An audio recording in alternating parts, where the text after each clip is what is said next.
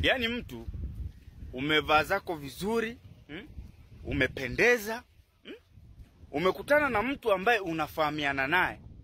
Baada ya salamu mnasalimiana vizuri, baada ya salamu badala ya kuambia ndugu yangu leo umependeza, utamsikia tu sura nyeupe, macho makavu.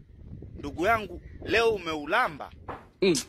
Wewe nimeulamba nini? Na nani alikwambia mimi na ulamba? Ni nini huo nimeulamba? Nimeulambia wapi? Wewe umeniona wapi mimi nimelamba? Na kwa nini ni ulambe? Ni mdume gani wewe umesema nimeulamba? Na ni ishara gani umeiona kwangu mpaka umeona nimeulamba? Nimeulambaje? Nimelamba kinini? Kuulamba hiyo? Kuulamba hiyo? Which? Wewe unaona mimi ni wa kuulamba? Mimi? Kweli mimi ni wa kuulamba? Au wewe ndio wewe unaulamba?